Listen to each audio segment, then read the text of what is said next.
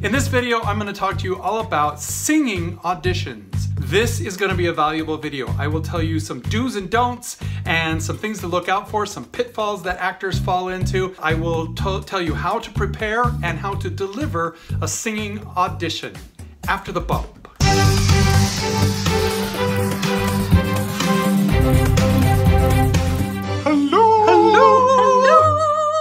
I am Doug Fahl, your augmented actor, helping you augment your acting career with tips, tactics, and tech. We are looking at singing auditions today. If you have never done a singing audition before, maybe you're a film actor or a straight play actor and you need to do a singing audition, or maybe you're just new to singing auditions and you think you're doing it right, but you keep not getting cast. So here's some tips and advice for you folks out there. Let's start with how to prepare for an audition, how to choose music, how to present it, and how to collect it. I highly recommend that you put together a binder of music, a singer's songbook. This is particularly important if you're going to be in musical theater or auditioning for musical type shows regularly. This is just a binder of music that you collect and that you curate for yourself that includes a bunch of different styles and tempos of songs. You want to have your material picked out in advance and rehearsed so that you're not scrambling to find a song for every audition that you're called in for. Now, I did a video on how to choose what types of songs to put in your binder. You can see that link up above and down below. You want to choose songs that you can do well, that you can act, and that are not too complicated or too complex. Now, when choosing a song, unless instructed otherwise, never bring a song from the show that you're auditioning for. Always choose a song that is similar in tone or character or style to that production, but is not actually from that production, because you don't want to have your auditors have to sit through and listen to the same song over and over and over again. You want to make sure that you choose music that is easy for a pianist to play.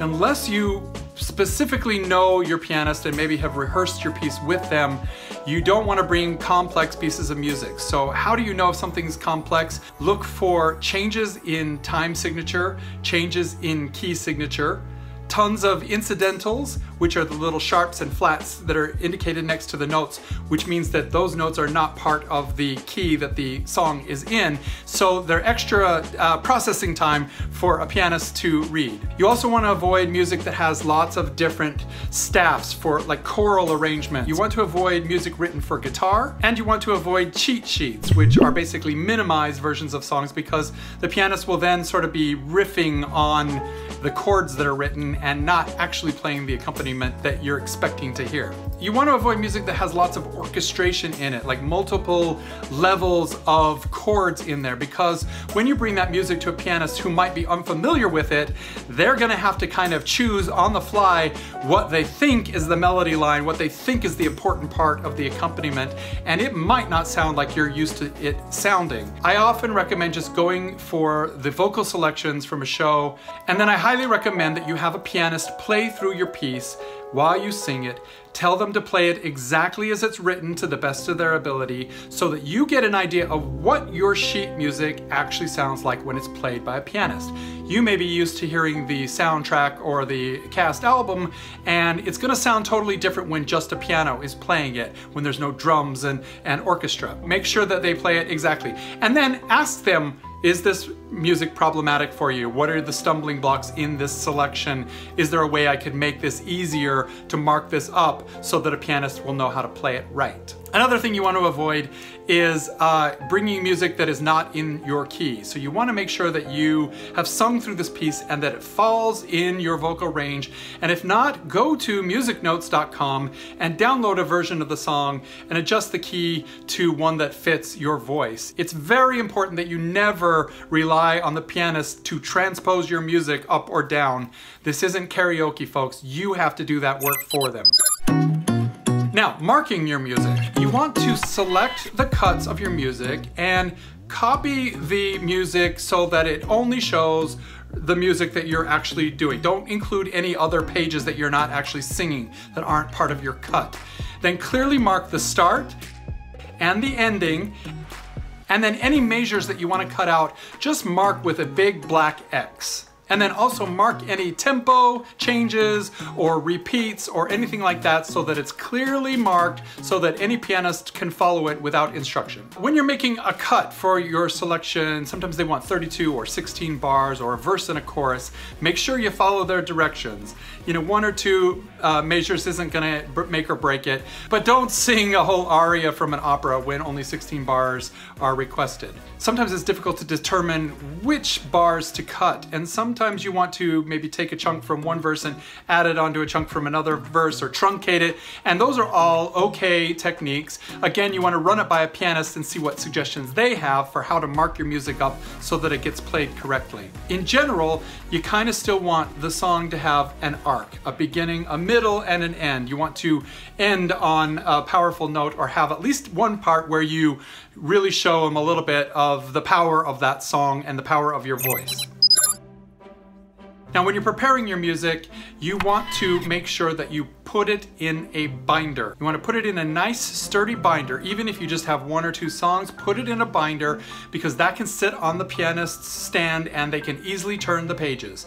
Most pianists have no problem turning a page of music. Some people advise taping your music together in a long accordion style, and this doesn't work for most pianists for one reason. It tends to fall off the piano and they spend most of their time trying to hold it up.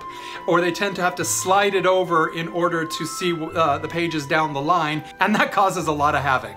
If your music falls off the stand while the pianist is playing, your audition will come to a crashing standstill. So where you're saving them page turns, you're actually causing a bigger problem, especially if it's longer than 2 or 3 pages. Do not use cardstock because cardstock doesn't have flexibility to turn. It's hard to grab the pages sometimes. It's harder than you would think. So use heavy resume paper. Print the pages either double-sided so they can be easily turned. You can tape the edges together so that they can be easily turned. But I like to use plastic sheet protectors to put my music in. It creates a easily flippable page. I highly recommend using non-reflective sheet protectors if you do this because the lighting in the room may be glaring on the page and you don't want your pianist to be dodging their head back and forth while they're playing to get a good look at the music. Now we're going into our audition. Here's how you can effectively present your song even if you're not really a singer. First of all, treat the audition like any other audition. Walk into the room with energy and a smile. Show them your personality. Greet everyone in the room generally as you walk to the pianist. Go straight to the piano with your music and present your music to the pianist.